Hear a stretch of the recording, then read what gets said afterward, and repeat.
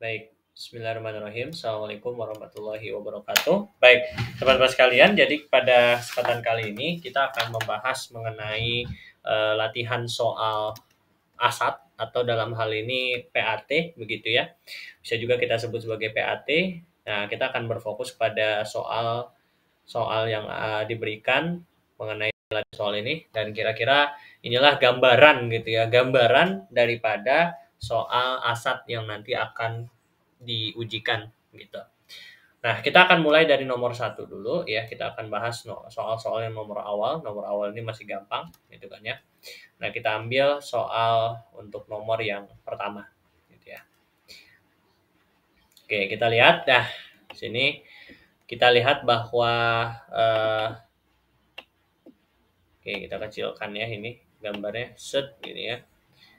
Nah, kita kecilkan lagi sehingga kita bisa mendapatkan gambaran yang lebih jelas. Nah, oke, di sini diberikan gitulah ya, diberikan nilai suku banyak 2x pangkat 3 dikurangi 7x kuadrat tambah 11x min 4 untuk x sama dengan setengah adalah, nah, ketika kita mencari nilai daripada suku banyak, artinya kita mengganti nilai x-nya dengan nilai yang diberikan. Jadi kalau ini kan kita sebut sebagai polinom gitu. Nah, polinom ini juga bisa kita sebut sebagai fungsi. Fungsi yang berderajat lebih dari 2 gitu. Derajat itu maksudnya apa? Pangkatnya. Jadi kalau pangkatnya lebih dari 2, maka itu disebut sebagai polinom. Jadi kalau kita tuliskan di sini bahwa polinomnya atau dalam ini fungsinya f(x) itu sama dengan 2x pangkat 3 dikurangi 7x kuadrat ditambah 11x dikurangi dengan 4. Nah, yang ditanya adalah untuk nilai x-nya adalah setengah gitu. Ditanya nilai x untuk setengah gitu ya. Nah, berarti bagaimana nilainya gitu. Berarti yang ditanya adalah nilai fungsi ini atau nilai polinom ini pada saat x-nya setengah. Berarti f pada saat setengah, kita gantikan setiap x di sini dengan setengah. Jadi 2 kali setengah kali pangkat 3 dikurangi 7 kali setengah kali pangkat 2 ditambah dengan 11 kali setengah dikurangi dengan 4. Jadi ini soal gampang kan sebetulnya. Jadi kalau kita lihat berarti f setengah, nilai daripada fungsi ini, polinom ini ketika x-nya setengah adalah 2 dikali, berarti kan setengah pangkat 3. Berarti 1 pangkat 3, 2 pangkat 3. Berarti seper 2 pangkat 3, yaitu 2 pangkat 3, 8. Dikurangi dengan 7 dikali setengah pangkat 2. Jadi 1 pangkat 2, 2 pangkat 2. Berarti 1 per 2 pangkat 2, 4. Ditambah 11 dikali setengah. Dikurangi dengan 4. Maka, oke, kita lanjutkan. Nah, berarti dalam hal ini f setengah ini sama dengan 2 dikali seperempat. Berarti ini coret-coret, ini jadi 4. Berarti seperempat dikurangi 7 per 4 ditambah 11 per 2 dikurangi dengan 4.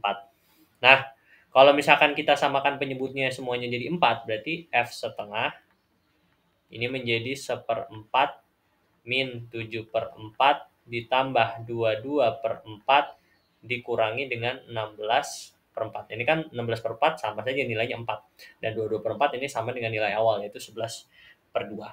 Maka dengan mudah kita dapat menuliskan bahwa f dari setengah ini sama dengan 1 dikurangi 7 ditambah 22 dikurangi dengan 16. Ini berarti Anda akan dapatkan bahwa nilainya adalah 23 per 4 dikurangi dengan 23 per 4, yang which is adalah 0. Berarti nilai daripada suku banyak ini adalah 0. Berarti jawabannya adalah yang C untuk soal nomor 1. Gitu ya. Oke, kita lanjutkan ke soal nomor yang kedua. Nah, nomor kedua ini juga masih belum terlalu sulit gitu ya. Oke, kita akan coba bahas di sini. Oke, ya, kita lihat sini ya. Oke, good. Nah, kita lihat ya soal ini gitu ya.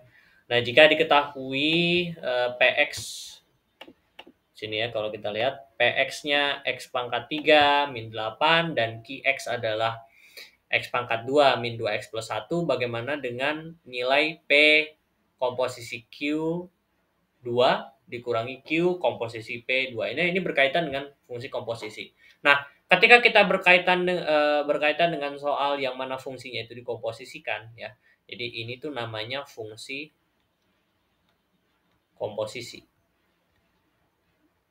Fungsi komposisi artinya kita menggabungkan dua fungsi gitu. Kalau kita lihat di dalam fungsi P ada fungsi Q.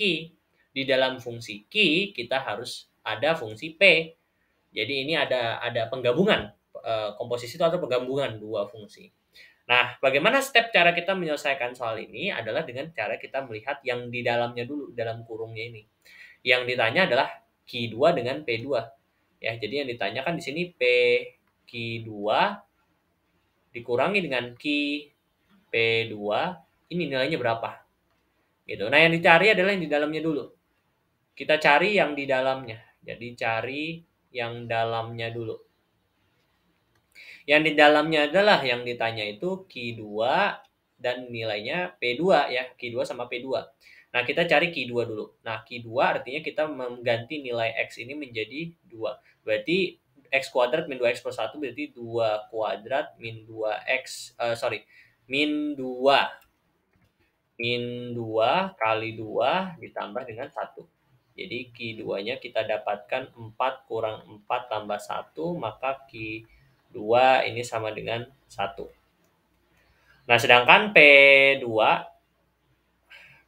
itu adalah P2 itu fungsinya X pangkat 3 min 8. Berarti X pangkat 3 min 8 berarti jadinya 2 pangkat 3 dikurangi 8 ya. Jadi nilai X-nya ganti. Jadi P2 sama dengan 8 kurang 8 ya.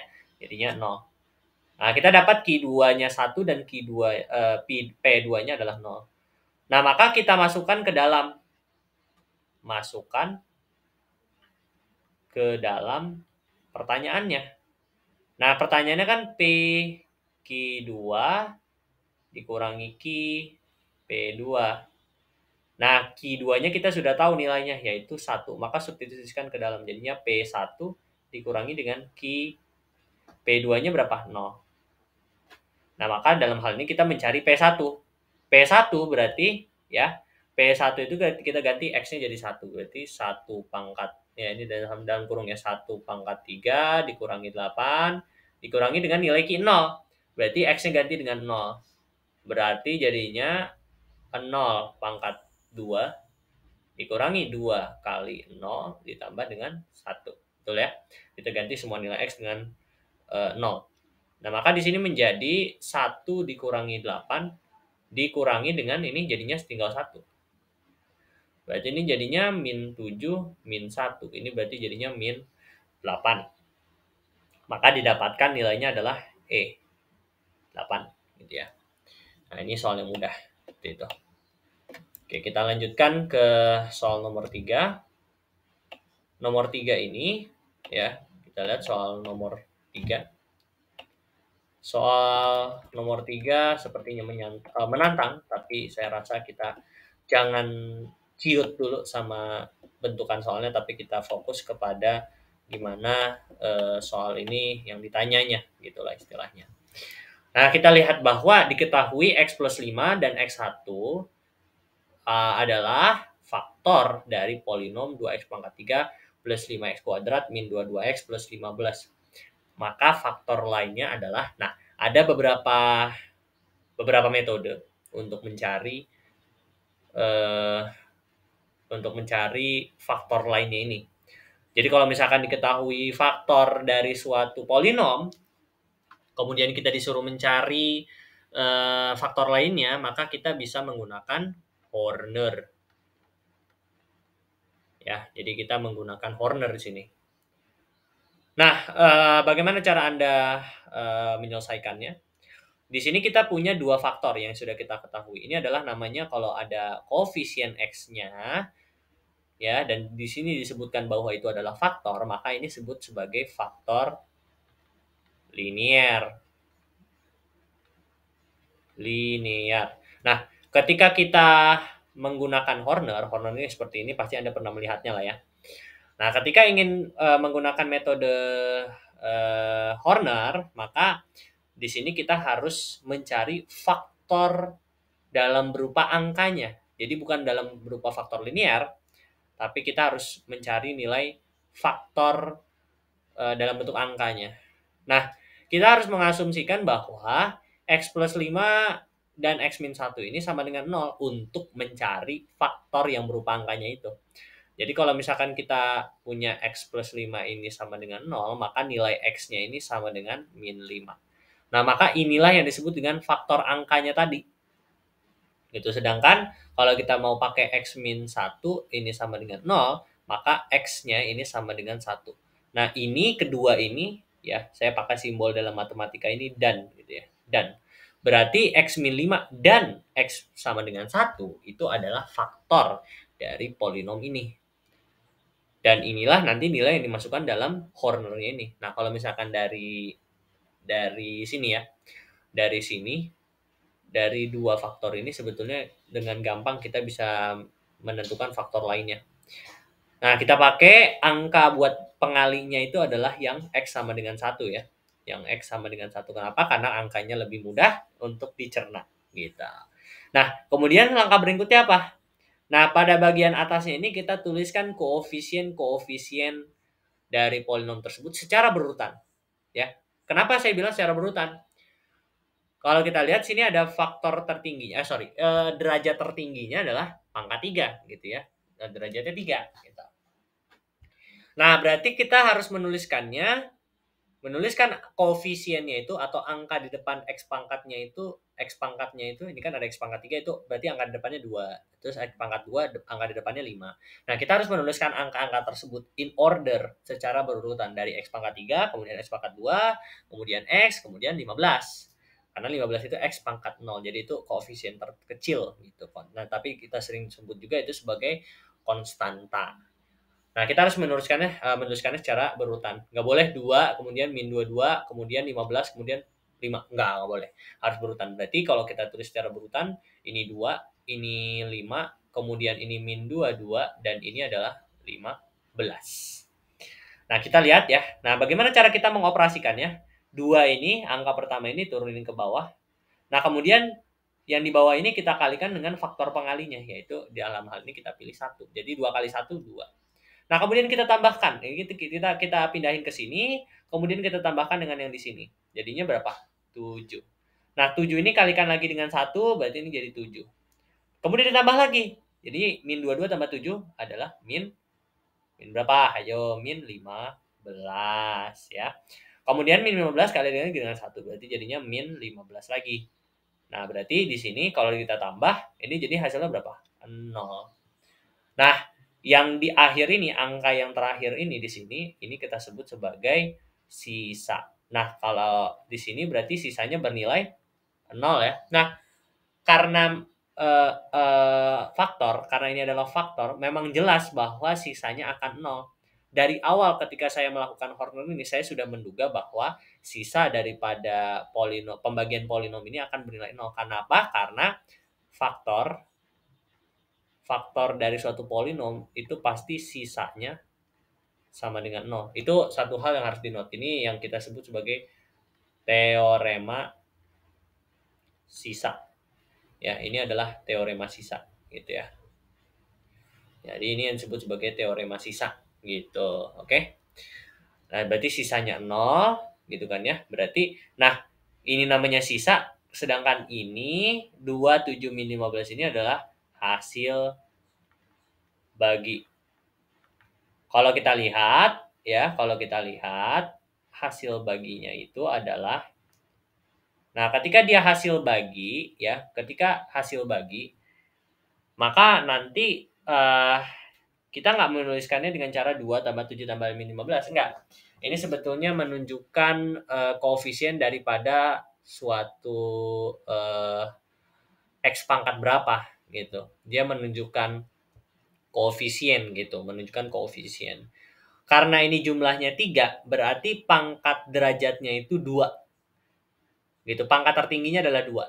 Berarti ini pangkat 2 nih. Berarti kita bisa tuliskan 2x kuadrat ditambah 7x dikurangi dengan 15. Nah, jadi untuk menentukan derajat ini, derajat tertinggi itu kita lihat dari jumlah daripada hasil baginya. Jumlah dari hasil baginya adalah 1, 2, 3. Berarti derajatnya adalah 3 dikurangi 1, 2. Jadi rumus yang selalu saya pakai adalah ketika saya ingin menuliskan hasil bagi itu adalah hasil bagi itu derajatnya derajatnya selalu selalu bernilai n dikurangi 1 dengan n adalah jumlah koefisiennya. Ya. Karena di sini jumlah koefisiennya 3, min 15, 7 dan 2, maka hasil bagi derajatnya itu tertingginya adalah n dikurangi 1. Dan ini 3 berarti kurang 1 2. Berarti di sini kita mulai dari pangkat 2, gitu 2x kuadrat tambah 7x kurang 15. Gitu. Berarti di sini kita dapatkan bahwasannya hasil baginya itu adalah 2x kuadrat plus 7x min 15. Nah, hasil bagi inilah yang nanti akan menjadi faktor dari hasil bagi ini kita bisa explore lagi ini menjadi faktor gitu ya. Nah, kita sudah mengetahui faktornya itu x-1 gitu ya. X-1 gitu ya. Kita tadi kan pakai x sama dengan 1. Yang mana faktor linearnya adalah x-1. Berarti ini kan hasil bagi dari pembagian dengan x-1 gitu. Karena tadi kita menggunakan x-1, dalam hal ini kita pakai nilai satunya untuk melakukan Hornernya. Maka dari fakta ini kita ketahui bahwa x-1 adalah faktor. Nah, tapi kita bisa mendapatkan faktor lainnya dengan cara kita, karena ini persamaan kuadrat, jadi kita bisa memfaktorkan 2x kuadrat plus 7x min 15 ini sehingga kita bisa mendapatkan faktor-faktor yang lain gitu ya. Jadi kuncinya adalah setelah kita dapat hasil bagi, kita bisa faktorkan dan kita bisa dapatkan nilai daripada kita bisa dapatkan faktor lainnya. Dari 2x kuadrat plus 7x min 15 ini Anda bisa faktorkan dan Anda bisa dapatkan nilainya adalah x plus 5 ya. Saya yakin Anda udah bisa ya memfaktorkan persamaan kuadrat. Jadi saya rasa nggak perlu ulang lagi ya di sini. Jadi x plus 5 kalau misalkan Anda belum ngerti bisa pelajari lagi tentang persamaan kuadrat dan itu sangat penting untuk dipelajari. Kalau misalkan Anda nggak ngerti tentang persamaan kuadrat, maka Anda tidak akan mengerti tentang polinom. Karena polinom itu pada hakikatnya sebetulnya adalah persamaan kuadrat yang diperluas gitu, yang di-advance-kan. Jadi kita tidak berkutat lagi dengan x pangkat 2, tapi kita berkutat dengan x pangkat 3, x pangkat 4, x pangkat 5, bahkan x pangkat 7 bahkan ya. Jadi kita akan bertemu dengan banyak persamaan ya, nggak cuma persamaan kuadrat tapi juga ada persamaan kuartik. Ya, itu yang berderajatnya 4 gitu ya. Ada yang bersamaan kubik gitu dengan derajatnya berpangkat 3. Jadi Anda tentang persamaan kuadrat harus hatam dulu baru bisa melanjutkan tentang polinom. Kita lanjutkan x plus 5, kemudian kita dapatkan 2x min 3 tadi ya. 2x min 3 itu. Dan tadi faktornya x min 1 juga. Nah, maka inilah faktor-faktornya. Nah, x plus 5 dan x min 1 kan sudah diketahui. Yang baru kita ketahui adalah 2x min 3.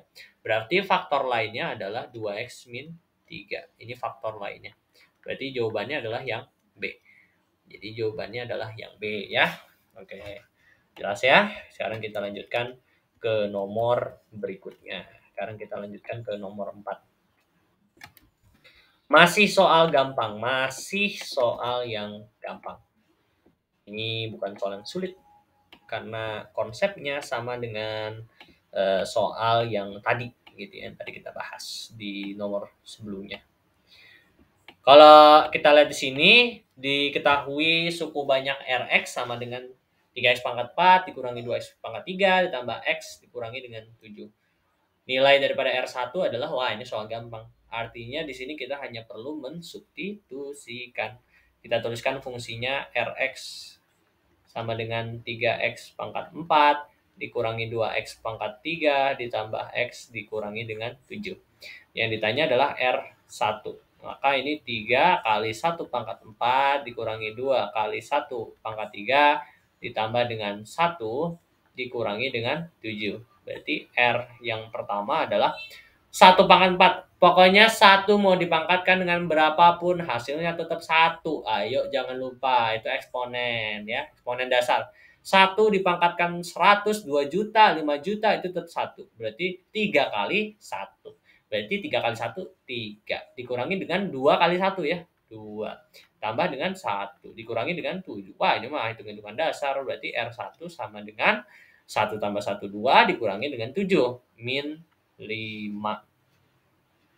Betul tidak? Ya betul. Jadi jawabannya adalah yang B. Wah, soal gampang sekali nih, tinggal mengubah angka ya. Tinggal mengubah angka. Oke, kita lanjutkan ke soal selanjutnya ya. Kita lanjutkan ke soal yang berikutnya ya. Oke, kita lanjutkan gitu ya. Kita lanjutkan ke soal yang ini. Nah, di sini ya, di sini kita sudah mulai agak advance. Di sini kita tidak ditanya, hanya sekedar tanya tentang nilai daripada suatu polinom, tapi di sini kita lebih advance kan, soalnya lebih dipersulit. Di sini diketahui polinom fx ini sama dengan x pangkat 5 ditambah x pangkat 4 tambah x pangkat 3 tambah 10x kuadrat min 8x plus 3. Jika diketahui nilai f1 sama dengan 4, maka nilai f min 1 adalah berapa? Nah, masalah di sini adalah kenapa? Yang ditanya adalah nilai F1. Kenapa kita tidak bisa langsung mencari nilai daripada F-1 ini dengan cara kita mensubstitusikan kembali kepada fungsi yang semula? Karena di sini ada koefisien yang tidak diketahui, yaitu A. Kalau misalkan ada koefisien yang tidak diketahui, maka kita tidak dapat menentukan nilainya. Maka di sini kita harus gunakan informasi yang ini, bahwasanya nilai F1 sama dengan 4. Berarti di sini adalah X-nya. Berarti semua nilai X di sini kita ganti dengan 1. Dan hasil daripada ini ketika diganti nilai X-nya itu dengan 1, maka nanti nilai jadi 4. Inilah makna dari F1 sama dengan 4. Maka di sini F1 itu sama dengan nilai semua di sini kita ganti semua dengan 1. Jadi 1 pangkat 5 ditambah 1 pangkat 4 ditambah A dikali 1 pangkat 3 ditambah 10 kali 1 pangkat 2 dikurang 8 kali 1 ditambah dengan 3. Ingat bahwa semua angka, 1 dipangkatkan berapapun akan tetap bernilai 1. Jadi 1 tambah 1 tambah A kali 1. A berarti 10 kali 1, 10 dikurangi dengan 8 kali 1, 8 ditambah dengan 3. Berarti F1 ini sama dengan 1 tambah 1, 2. 2 tambah 10, 12. 12 kurang 8, 12 kurang 8, 4. 4 tambah 3, 7. Ada A-nya, berarti A plus 7. Nah, diketahui F1 nilainya adalah 4. Berarti kita masukkan F1 adalah 4 sama dengan A plus 7. Berarti A sama dengan 4 kurang 7, yaitu berapa? Min 3. Jadi nilainya adalah min 3. Dari sini kita bisa dapatkan fungsinya yang lengkap itu adalah fx sama dengan x pangkat 5 ditambah x pangkat 4, ganti nilai A-nya dengan min 3. Jadi min 3x pangkat 3 ditambah 10x kuadrat dikurang 8x ditambah dengan 3. Yang ditanya adalah nilai f min 1. Berarti ini min 1 pangkat 5 ditambah min 1 pangkat 4 dikurang 3 kali min 1 pangkat 3 ditambah 10 kali min 1 pangkat 2 dikurangi 8 kali min 1 tambah 3. Nah, di sini kita harus lihat ya, karena di sini min 1, di sini ada pola sebetulnya. Ketika min 1 ini dipangkatkan dengan n, kalau ya dipangkatkan dengan n, artinya n itu adalah bilangan bulat berapapun maaf saya ulang ya. Nah, ketika kita punya min 1 dipangkatkan dengan n, maksudnya dipangkatkan dengan nilai berapapun gitulah ya. Ambillah 1, 2, 3, itu nilainya nggak selalu sama. Kalau misalkan 1 itu dipangkatkan dengan berapapun, saya bilang kan pokoknya mau dipangkatkan dengan min 5, min 4, min 3, 1, 2, sejuta, itu nilainya tetap sama. Tetapi kalau misalkan min 1 dipangkatkan dengan suatu bilangan, itu belum tentu hasilnya sama untuk semua bilangan gitu. Tergantung daripada pangkatnya. Ketika N-nya itu adalah ganjil, ketika N-nya ganjil, maka implikasinya adalah ketika N-nya ganjil untuk min 1 pangkat N, maka hasilnya menjadi minus. Ya, hasilnya tetap minus. Jadi minus 1. N ganjil gitu ya. Tapi kalau misalkan N-nya positif, dipangkatkan dengan bilangan, bukan yang positif. Dengan yang genap, sorry ya, saya salah ngomong. Kalau ketika N-nya itu yang positif, kok positif lagi sih? Sorry, untuk N yang ganjil, dia tetap nilainya adalah min 1. Tapi ketika N-nya itu genap, maka nilainya berubah menjadi 1. Ya kenapa? Ketika genap, misalkan kita ambil N-nya itu 2, jadi min 1 pangkat 2, berarti kan min 1 kali min 1, jadinya 1. Tapi ketika dia ganjil, misalkan 3, jadi min 1 kali min 1 kali min 1. Min 1 kali min 1 adalah 1, kemudian dikalikan lagi dengan min 1, jadinya min 1, jadinya dia min 1. Nah, kalau kita lihat ini min 1 pangkat 5, 5 itu ganjil, berarti dia tetap nilainya min 1. Nah, min 1 pangkat 4, ini 4 ini berarti 4 ini adalah genap, berarti dia nilainya 1. Dikurangi dengan 3, dikalikan dengan min 1 pangkat 3. Ganjil ya, berarti min 1. Ditambah 10 pangkat min 1 pangkat 2, berarti dia positif. Genap gitu ya, berarti dia kalikan dengan 1. Dikurangi dengan, ini mah tetap ya, 8. Ditambah dengan 3. Nah, berarti dari sini kita bisa dapatkan nilainya adalah, Anda kalau bisa pakai kalkulator ataupun juga bisa menghitung sendiri, adalah 24 ya. Jadi jawabannya adalah yang D. Itu ya. Itu untuk soal yang nomor 5. Itu ya. Oke, mungkin untuk pembahasan soalnya kita sampaikan ke nomor 5 dulu. Ya, nanti kita akan lanjutkan di pembahasan berikutnya untuk soal-soal berikutnya.